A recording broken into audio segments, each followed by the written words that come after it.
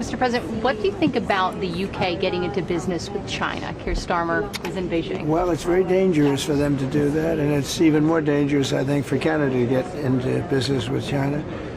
Canada is not doing well. They're doing very poorly, and you can't look at China as the answer. I know China very well. I know President Xi's a friend of mine. I know him very well, but that's a big hurdle to go over when you get Canada.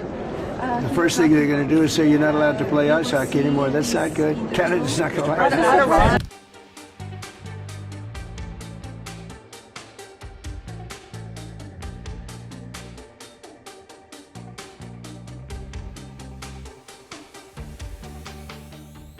British Prime Minister Keir Starmer delivered a blunt message in Beijing, saying that, like it or not, China matters deeply to the UK.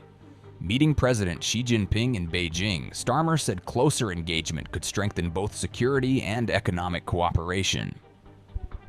He signaled a reset in UK-China ties, calling for a more sophisticated and pragmatic relationship. Prime Minister, your impressions of President Xi, is he someone you can do business with?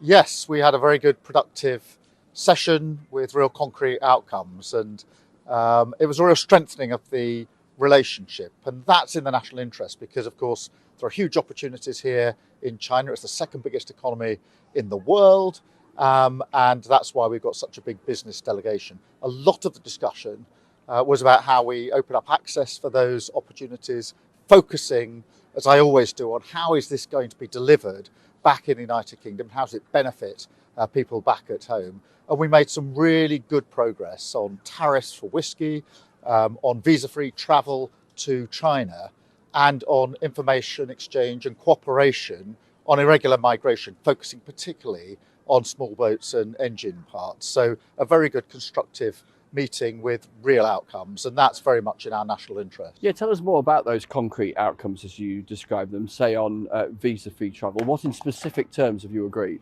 Well, we've agreed that on tariffs for whiskey, we're looking at how they're to be reduced, what the time frame is, visa-free travel, how far, how much, and when that can start, and on the information exchange on small boats, the cooperation that we need within a dialogue actually about greater strategic focus on security and defence. But for us, it's very important on small boats that we get our arms around the engines that are being used in those small boats. So on all those three areas, but they're examples of a much wider opening of access for business that we discussed at great length in terms of the fact that after 8 years, this is the first visit by our Prime Minister, and we wanted to make sure that we've got that strategic approach on all of these issues. President Xi's words and his tone seemed warm. What do you say to folk back home who might feel a bit squeamish about that?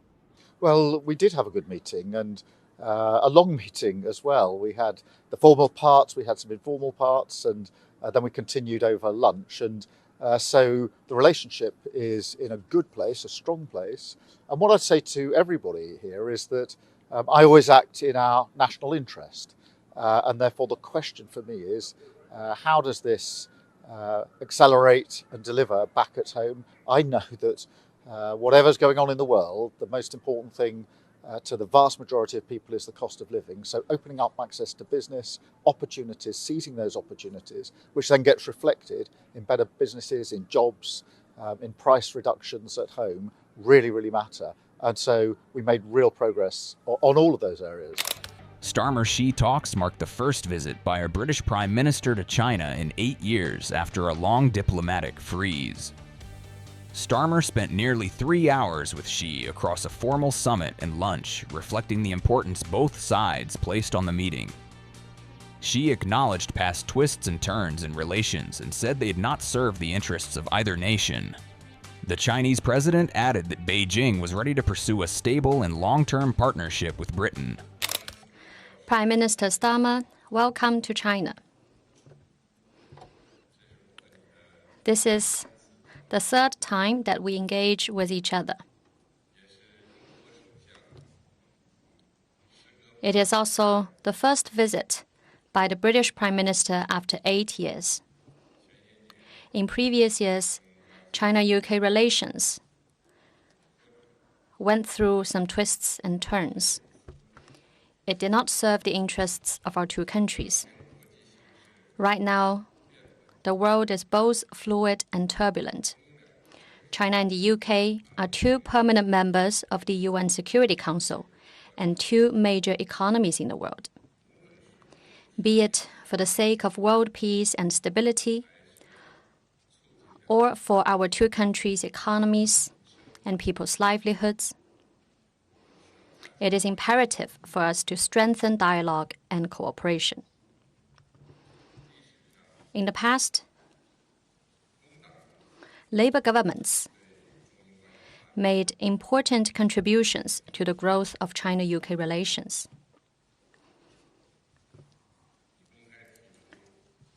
You've publicly said that China is an opportunity and that dealing with China is not a choice, but a necessity. I commend these words. China stands ready to develop with the UK a long-term and consistent, comprehensive strategic partnership. It will benefit our two peoples and the wider world. Mr. Prime Minister, your visit this time has drawn a lot of attention. Sometimes good things take time. As long as it is the right thing that serves the fundamental interests of the country and the people, then as leaders, we should not shy away from difficulties and we should press ahead with fortitude. In China, we say one should range far your eye over long vistas. As long as we take a broad perspective, rise above differences, and respect each other, then we will prove ourselves able to stand the test of history.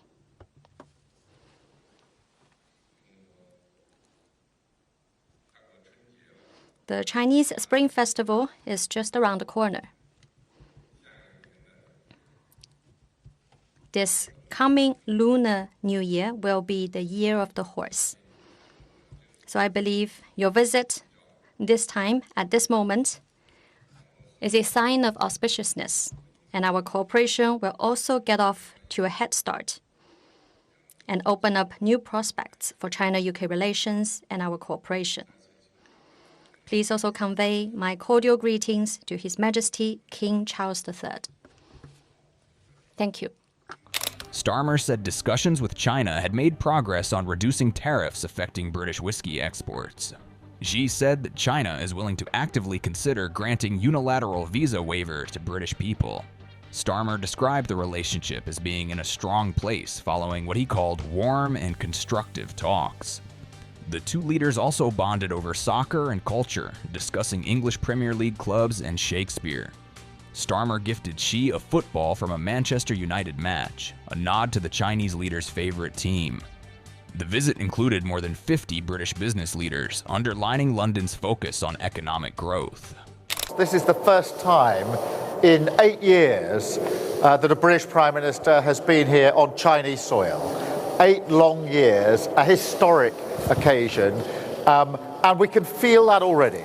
We've had key bilaterals yesterday with President Xi and also Premier Li. Very warm, very good meetings. Just the level of engagement that we hoped for on behalf of both of our countries to develop that comprehensive and strategic partnership that is both long-term and consistent. And that is the approach that I set out over the last 18 months. And yesterday we warmly engaged and made some real progress, actually, because the UK has got a huge amount to offer, and I was able to set that out.